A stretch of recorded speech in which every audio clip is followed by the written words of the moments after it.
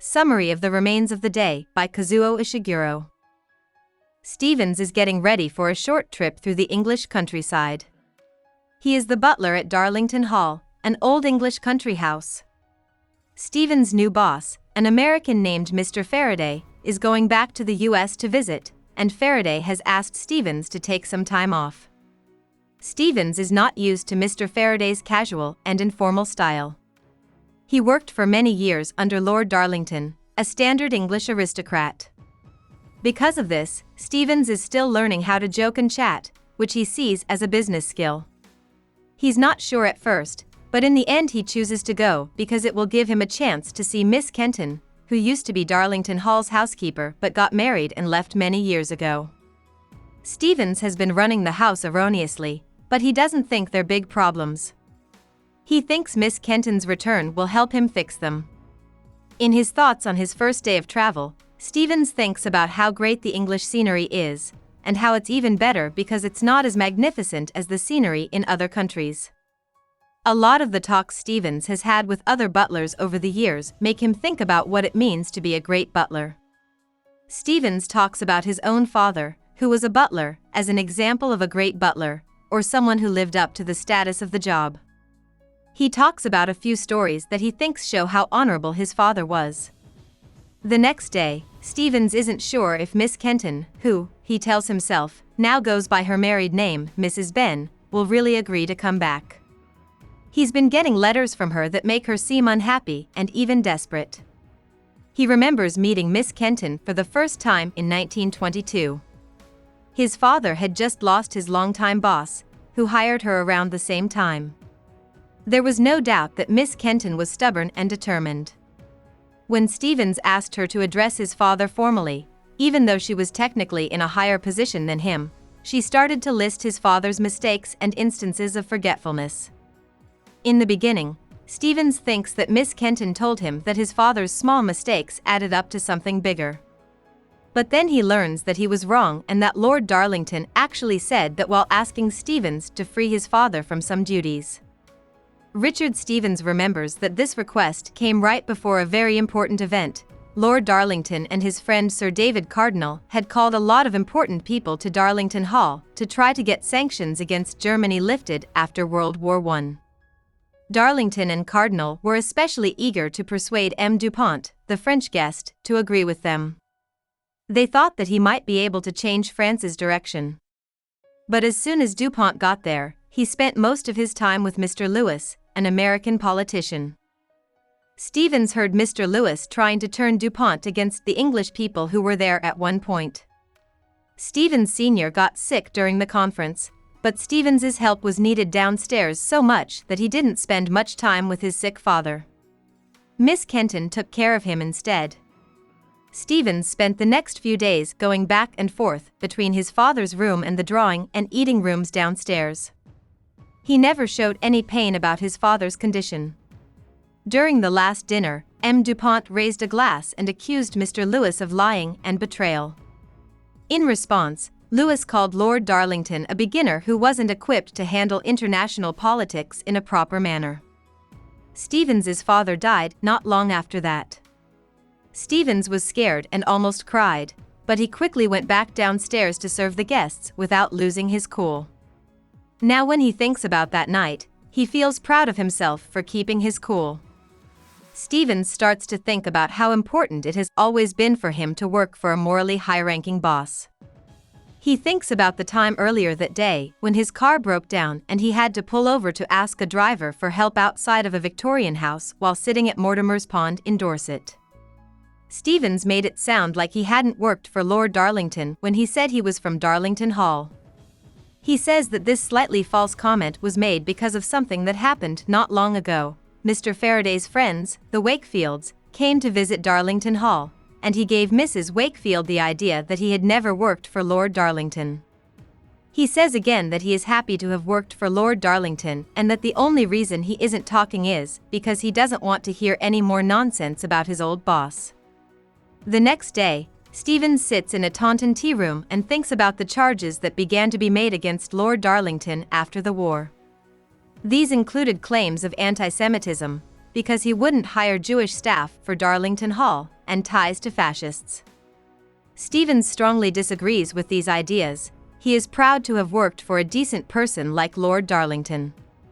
He agrees that these false rumors may have started because of one of Darlington's friends' short-lived impact in the early 1930s. When Lord Darlington spent time with that friend, who was part of a Nazi group, he started to say bad things about Jews. At one point, he called Stevens into his office and told him that they couldn't have any Jewish employees. Stevens would have to fire Ruth and Sarah, the two Jewish housekeepers. Stevens says he hated the thought of firing the girls, but he didn't think twice about doing what his boss told him to do. But Miss Kenton was shocked. She spoke out strongly against it, saying she had quit before deciding to do so, but Stevens told her that it wasn't their job to say what was right or wrong. Stevens started to tease Miss Kenton about the fact that she never quit. But months later, she said she was very close to giving up and felt so ashamed that she didn't know where to go if she did. After a year, Lord Darlington had cut off all ties with his friend. He then asked Stevens to find out what happened to Ruth and Sarah because it was wrong to fire them. Miss Kenton was thrilled when Stevens told her what he had said during their regular evening meetings in her room with Coco. She was upset, though, that Stevens had never told her that he didn't agree with the firings either. He couldn't figure out how to tell her why he hadn't. These days, Stevens's car ran out of gas, so he ended up at the Taylors' private family home. They were kind enough to let him stay the night. Now he remembers the daily meetings in the room with Miss Kenton and wonders how they ended. He wonders if it has something to do with the time Miss Kenton teased him about reading a sad love story in his parlor. He became cold and distant right away, and he decided he had to reassert their relationship on a more business level. He also remembers that Miss Kenton started getting letters from and going to see an admirer in a nearby town. She asked him one time, when he was at the top of his field, if he wanted anything else in life. He had no idea what she meant, so he told her that he wouldn't be happy until he helped Lord Darlington reach all of his goals. Soon after, Miss Kenton seemed cool and distant during one of their conversations in the room, so Stevens suggested that they stop getting together. Even though she said no, he pressed, and that was the end of the evenings.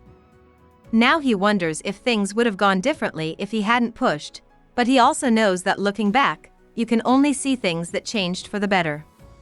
He talks about a few more times when he and Miss Kenton failed to communicate, like the time he heard her crying on the other side of her room door soon after her aunt died but didn't go in. But he says it's pointless to think too much about the past. A lot of people from the village came to visit Stevens earlier this evening because they were surprised by how well he behaved. Stevens started talking about his work in foreign policy in the past, making it sound like he knew people like Lord Halifax and Mr. Churchill, both of whom had been to Darlington Hall. He feels bad about what he did and doesn't know how or why he made such an impact. A villager named Mr. Harry Smith said that every English citizen can have dignity as a part of their democratic participation in politics. This makes him think of another part of the talk. Stevens doesn't agree. He believes that regular people shouldn't be expected to have such strong views and that politics should only be for upper-class gentlemen. He tells Lord Darlington again that he is faithful, which is something he still believes in. Even if Darlington was wrong and made mistakes, and even if his life seems like a waste now, Stevens's loyalty to him is not disrespectful, and he has no reason to feel bad or guilty about it. Stevens waits for Miss Kenton in the Rose Garden Hotel the next day. He thinks of a memory he's already told about Miss Kenton crying on the other side of the door. But now he believes this may have happened months ago. During a call from Mr. Cardinal, Lord Darlington's godson and son of Sir Cardinal. He showed up out of the blue, at the same time that Lord Halifax and Her Ribbentrop were supposed to be there, so Lord Darlington told Mr. Cardinal to wait by himself. Because he was angry, Mr. Cardinal drank too much and told Stevens that the Nazis were playing Darlington. They were using his good manners and sense of duty to delay England and buy time. He told Stevens that Darlington was work of the Nazis and asked if Stevens had seen it. Stevens replied that he had not. At the same time, Miss Kenton told Stevens that she was going to say yes to her suitor's marriage proposal. He didn't answer for long, and she got mad and asked if he had nothing else to say after all these years. He just told her he was proud of her and quickly went back to the main rooms, telling her she was keeping him from important events. Miss Kenton told him that she and Mr. Ben often passed the time by making up stories about Stevens's habits, but he didn't answer. She later said she was sorry, but he said he couldn't remember what she was talking about because of what was going on upstairs. He knows now that the night he heard Miss Kenton crying in her room was that one. But even so, he feels like a winner when he thinks about that night because he handled all of his duties so well. Again, he came out of a tough situation with honor. Following 2 days, Stevens is sitting on the pier in the beach town of Weymouth, thinking about the meeting he had with Miss Kenton. At first, they said nice things to each other, but after a while, they felt at ease with each other and started talking about their time at Darlington Hall. They talked about how bad Lord Darlington's image was after the war. Stevens told Miss Kenton that Darlington's last days were sad and alone. He asked her if she was being treated well as he drove her to the bus stop because he could tell from some of her letters that she wasn't happy. She told him she felt she could be honest with him and that she had at first thought of her engagement and marriage as just another way to annoy him and not something she would actually do. She was very sad at first, but she grew to love her husband over time. She still gets angry sometimes when she thinks about the other life she could have had, like a life with Stevens. But then she remembers that she belongs with her husband and can't live in the past all the time. Stevens says that his heart was breaking at the time, but he stayed cool and happy as he said goodbye to Miss Kenton. Now Stevens remembers a conversation he had with a man sitting next to him on the bench a few hours ago. The man had been a butler before he retired, so Stevens started to tell him about Darlington Hall. Then he admitted that he was making more and more silly mistakes and felt like he didn't have much left to give. He told the man that Lord Darlington wasn't a bad person because at least he messed up, which Stevens can't say about himself. The man tried to make him feel better by telling him to keep looking ahead. Now Stevens thinks about it and decides that the man is right. He can only trust great men like the ones he works for with his fate. When he thinks about Mr. Faraday's jokes, he decides to work harder to meet that business commitment as best he can. About the author. Ishiguro was born in Japan, but his family moved to Guildford, a small town in southern England, when he was a child. He went to the University of Kent and then published his award-winning first book, A Pale View of Hills, in 1982. People all over the world read his next 2 books, including The Remains of the Day, which won the Man Booker Prize. His experimental book The Unconsoled, which came out in 1995, got more mixed reviews, but it won the English Cheltenham Prize for fiction. Along with novels, Ishiguro has also written scripts for movies and TV shows. He lives in London with his wife. Hope we summarized it fully and you liked it. Please hit the like button and subscribe to our channel so that we are motivated to create more videos.